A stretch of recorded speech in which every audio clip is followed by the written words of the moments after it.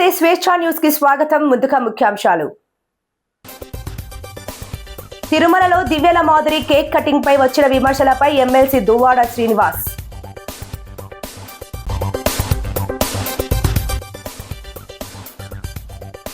దుబాయ్లో చిక్కుకుపోయిన విమాన ప్రయాణికులకు నటుడు సోనూ సూద్. తిరుమలలో దివ్యల మాదిరి కేక్ కటింగ్ పై వచ్చిన విమర్శలపై ఎమ్మెల్సీ దువ్వాడ శ్రీనివాస్ స్పందించారు. తమపై డైవర్షన్ కోసమే తప్పుడు ప్రచారాలు చేస్తున్నారని ఆయన తెలిపారు. టీటీడీ చైర్మన్ తనపై పోలీసులకు ఫిర్యాదు చేయించారని, వీడియోలో తప్పు లేనప్పుడు ఎగ్లెస్ కేక్ కటింగ్ లో తప్పేముందని ఆయన ప్రశ్నించారు. నేత్ర దర్శనం రోజు కూడా తమపై తప్పుడు కేసులు పెట్టారని ఆరోపించారు. తాము తప్పు చేయలేదని కోర్టులోనే తేల్చుకుంటామని, తప్పు చేసినట్లయితే స్వామివారి శిక్షకు బాధ్యులవుతామని తెలిపారు.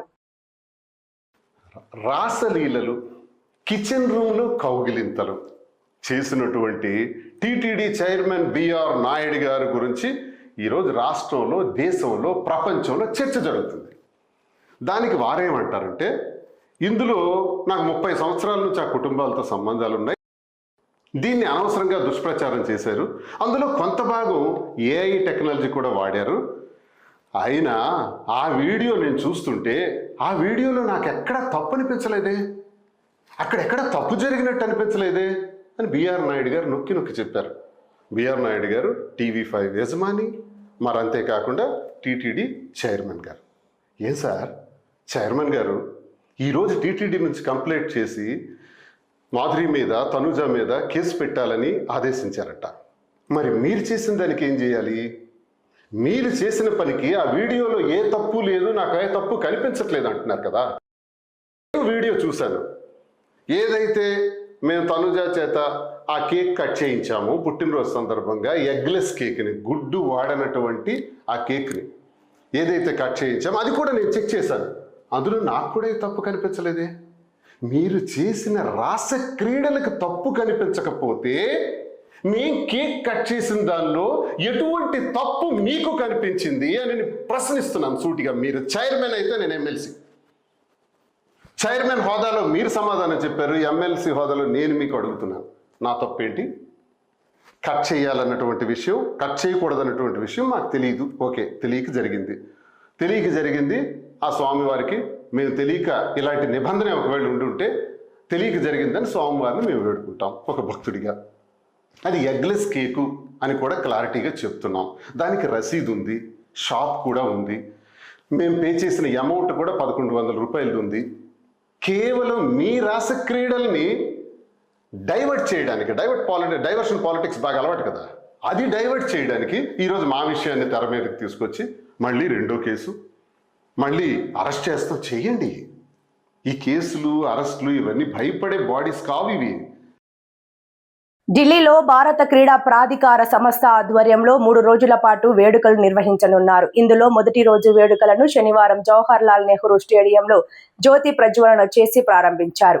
మొదటి రోజు వేడుకలలో భాగంగా యోగా కార్యక్రమాన్ని నిర్వహించారు.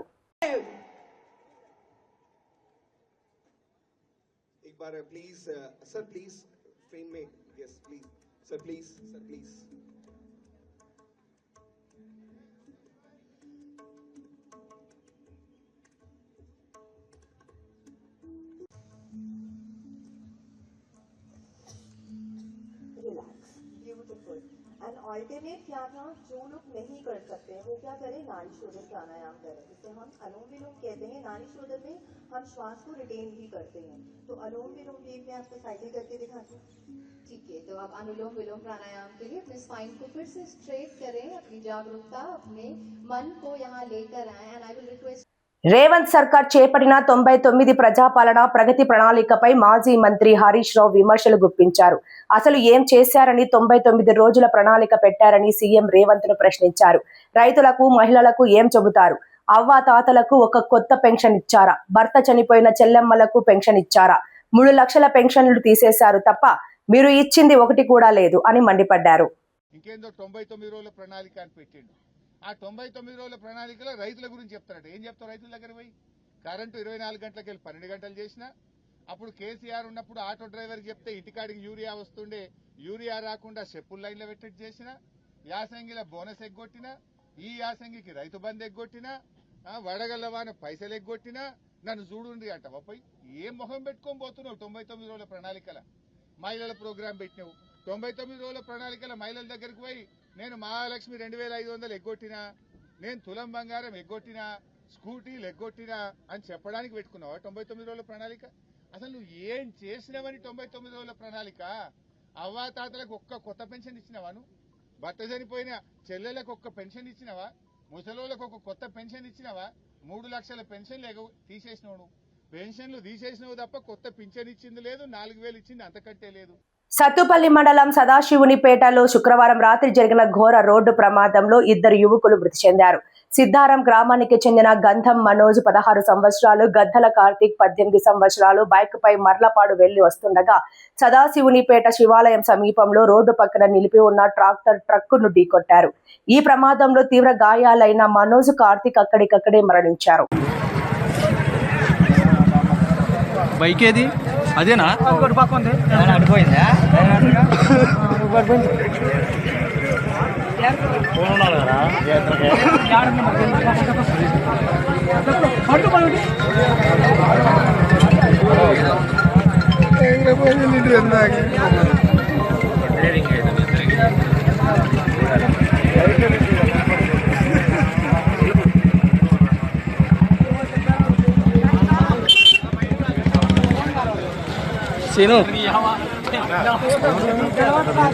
ఖమ్మం జిల్లా నేలకొండపల్లిలో భారతీయ జనతా పార్టీ పండిట్ దీన్ దయాళ్ ఉపాధ్యాయ శిక్షణ మహా అభియాన్ కార్యక్రమం జరిగింది.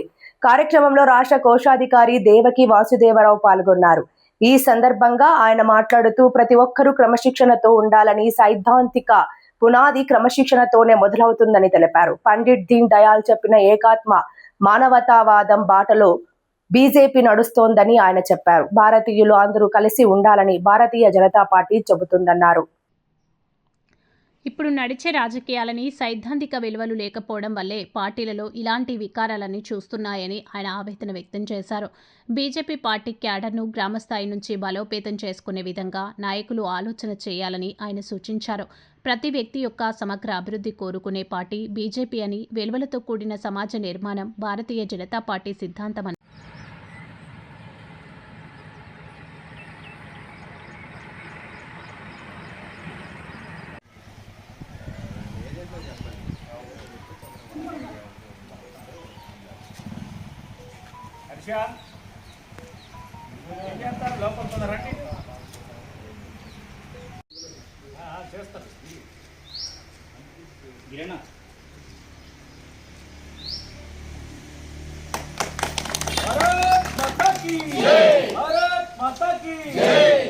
भारतीय जनता पार्टी भारतीय जनता पार्टी नरेंद्र मोदी गारी नायकत्व नरेंद्र मोदी गारी नायकत्व नितिन नबीन गारी नायकत्व नितिन नबीन गारी नायकत्व रामचंद्र गारी नायकत्व रामचंद्र गारी नायकत्व भारत माता की भारत माता की जय।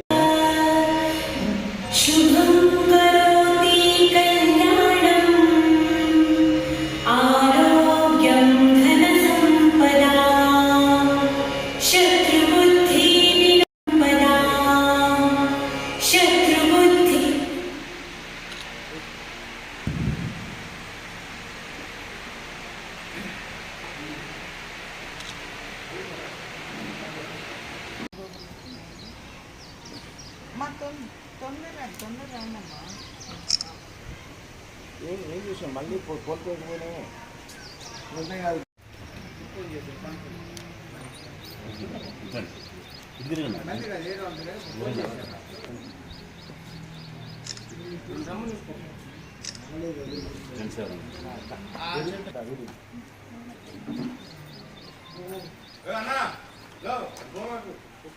బ్రహ్మాండంగా సార్ ఖుషి ఫోటోలు తీసుకో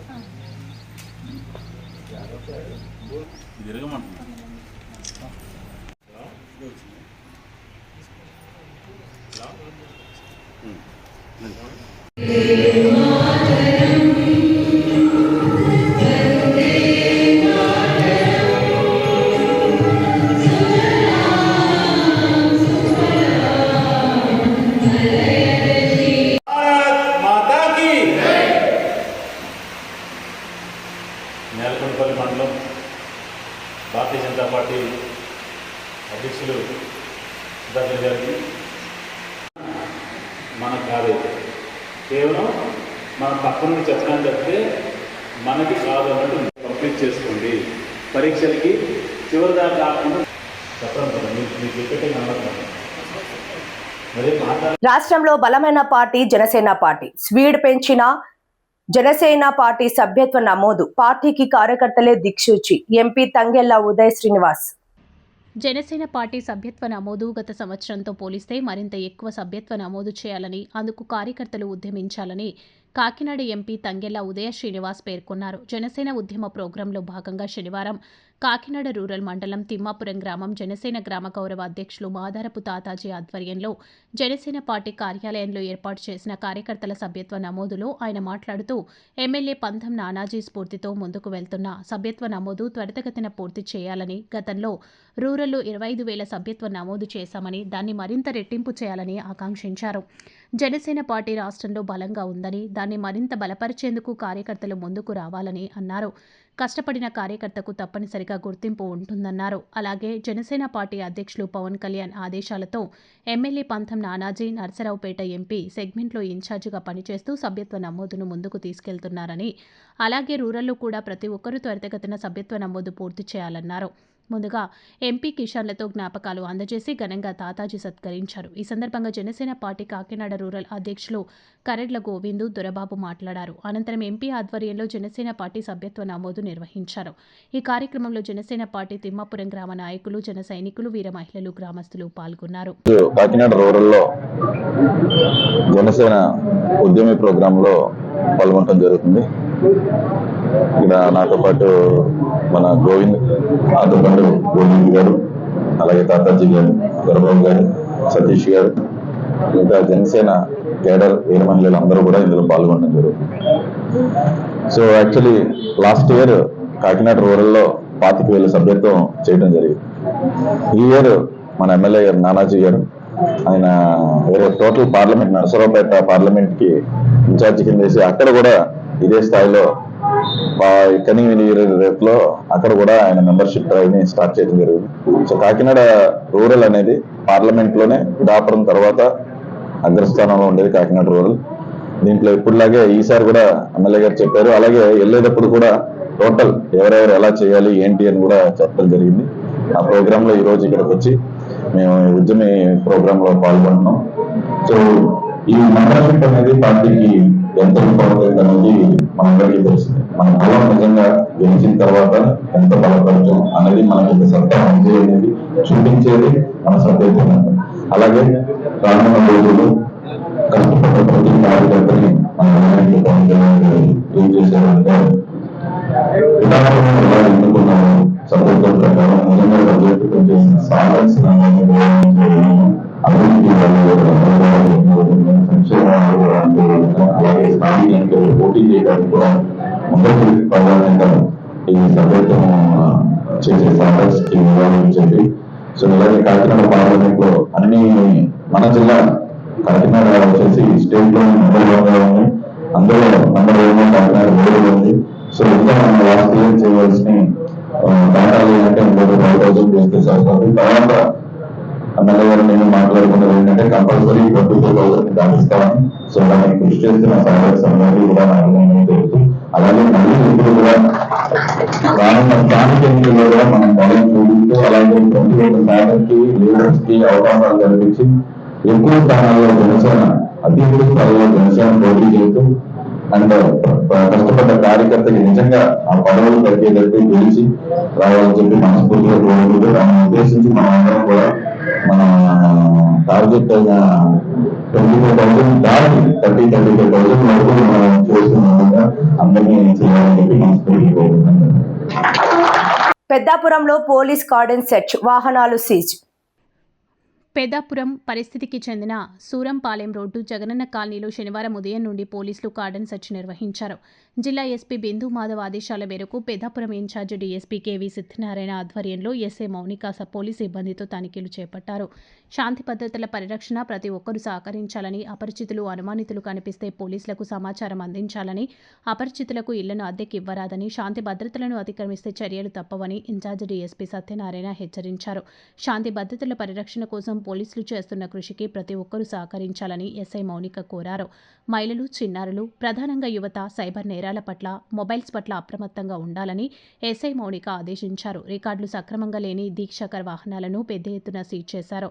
డివిజన్ పరిధిలోని పోలీసులు పెద్ద ఎత్తున కార్డన్ సెర్చ్లో పాల్గొన్నారు. నమస్కారాలండి.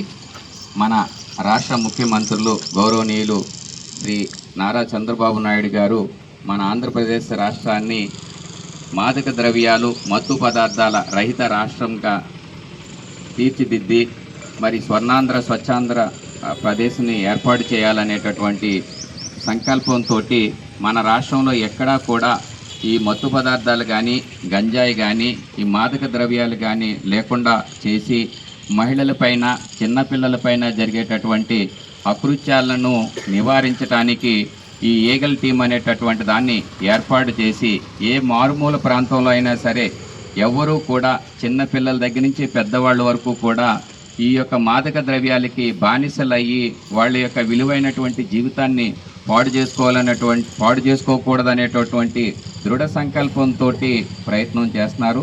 దీనిలో భాగంగా పోలీసు డిపార్ట్మెంటు మా గౌరవ డీజీపీ హరీష్ కుమార్ గుప్తా గారు, అదేవిధంగా ఈ ఈగల్ టీం ఇన్ఛార్జి గారు అయినటువంటి ఈ ఆకే రవికృష్ణ ఐపీఎస్ గారు, మా కాకినాడ జిల్లా ఎస్పీ బిందు మాధవ్ గారి ఆధ్వర్యంలో మరి అన్ని సబ్ డివిజన్లోనూ కూడా ఈ యొక్క కార్యక్రమాన్ని అన్ని పోలీస్ స్టేషన్లోనూ కూడా మారుమూల ప్రాంతాల్లో అంటే లాడ్జెస్ అయి ఉండొచ్చు, లేదంటే ఐసోలేటెడ్ ఏరియాస్ అయి ఉండొచ్చు, డైలాప్లేటెడ్ అంటే నిర్మానుష్యంగా ఒక్కొక్క కొన్ని ఇళ్ళు ఉంటాయి, అక్కడ ఎవరు ఉండరు. వీళ్ళు ఎవరైతే మత్తు పదార్థాలు తాగేటటువంటి వాళ్ళు జనాల మధ్యలోకి వచ్చి తాగరు. ఏదో ఒక మారుమూల ప్రాంతాల్లో లేదంటే డైలాప్లేటెడ్ హౌసెస్లోకి వెళ్ళి తాగి మళ్ళా రోడ్డు మీదకు వచ్చి ఈ మహిళల ఎడల, చిన్నపిల్లల ఎడల జోగుత్సాకరంగా ప్రవర్తించడం జరుగుతూ ఉంటుంది. దీనివల్ల క్రైమ్ రేటు పెరుగుతూ ఉంటుంది.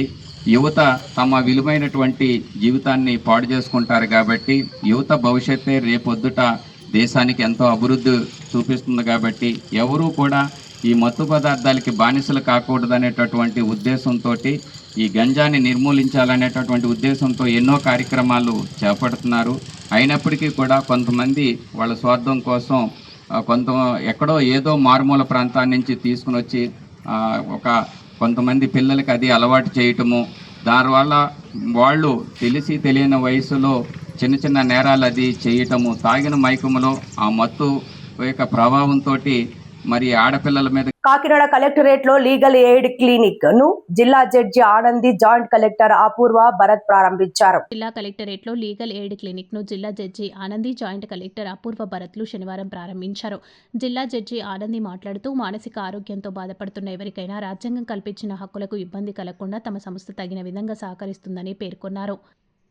లీగల్ ఎయిడ్ క్లినిక్ ద్వారా చికిత్స పొందుతున్న వాళ్లకు, వారి సహాయకులకు న్యాయపరమైన ఉచిత సహాయాన్ని అందించనున్నట్లు తెలిపారు. మార్చి 14వ తేదీన జాతీయ లోక్ అదాలత్లు నెరవేర్చినట్లు ఆమె తెలిపారు. ఈ కార్యక్రమంలో DRO Tippenayak, advocates G Sunil Kanth, P Sridevi, Satish Kumar, Gopalakrishna, Lakshminarayana తదితరులు పాల్గొన్నారు.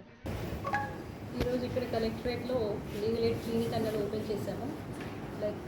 ప్రజల పాలనలాగే ఇది కూడా ఏంటంటే లీగల్ ఎయిడ్ అన్నది అందరికీ, కామన్ పబ్లిక్ కూడా అవైలబిలిటీలో ఉండాలని, ఎవరికైతే లీగల్ ఇష్యూస్ ఉన్నాయో, కోర్టుకు రాలేము, లేకపోతే ఎక్కడికి వెళ్ళాలి, ఈ ప్రాబ్లమ్ని ఎలా సాల్వ్ చేసుకోవాలి, ఏ కోర్టుకు వెళ్ళాలో కూడా తెలియని వాళ్ళు ఇలాగ కలెక్టరేట్కి ఎలాగో గ్రీవెన్స్ డే రోజు వస్తారు.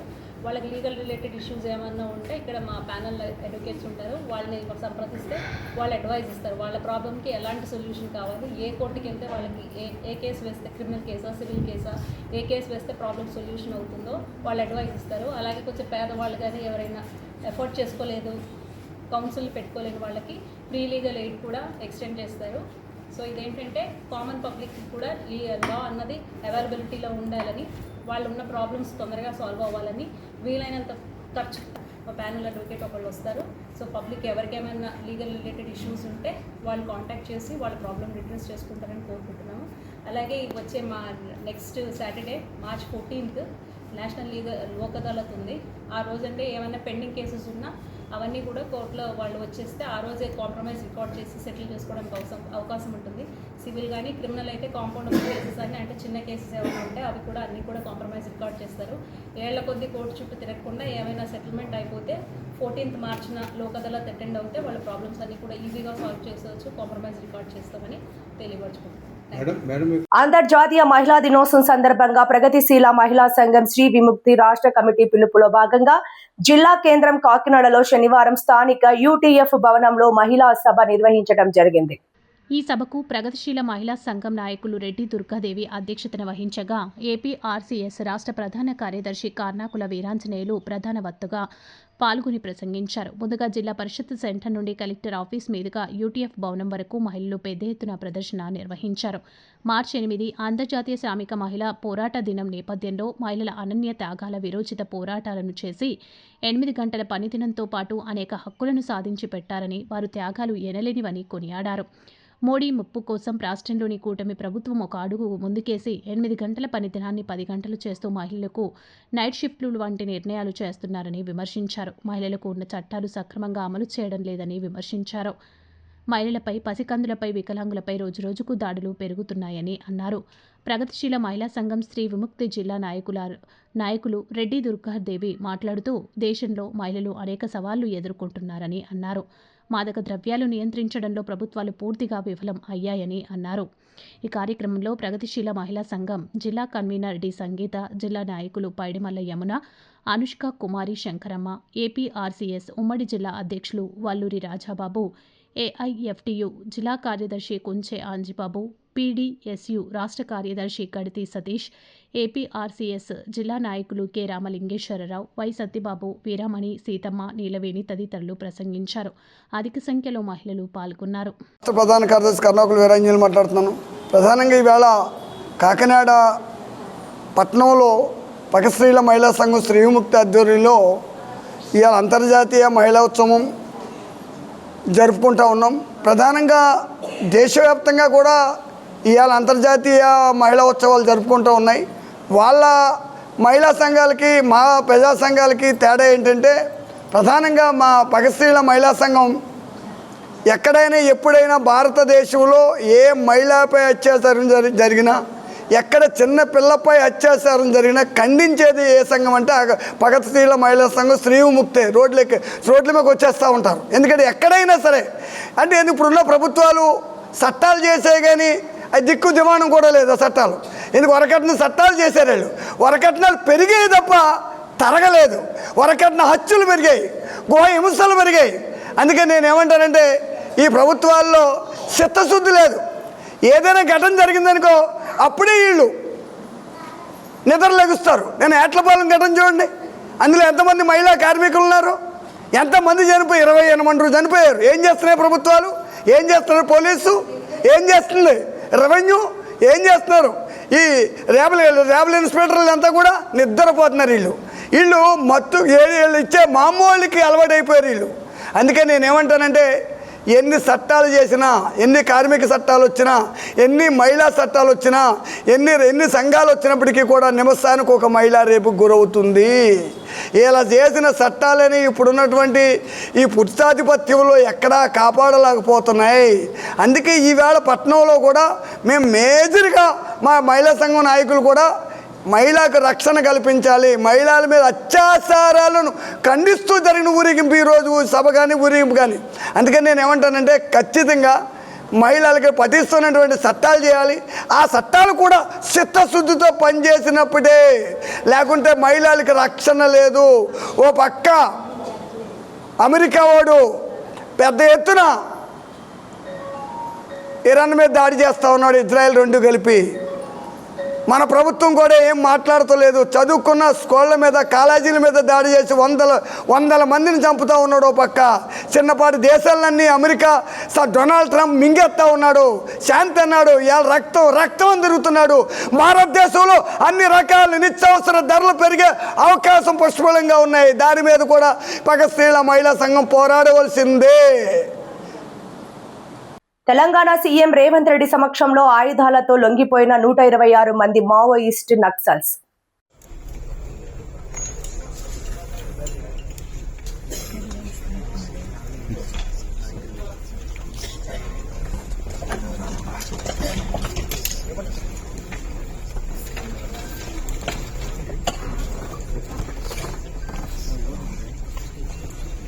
వార్తలు ముగించే ముందు ముఖ్యాంశాలు మరోసారి. తిరుమలలో దివ్యల మాదిరి కేక్ కటింగ్ పై వచ్చిన విమర్శలపై ఎమ్మెల్సీ దువ్వాడ శ్రీనివాస్.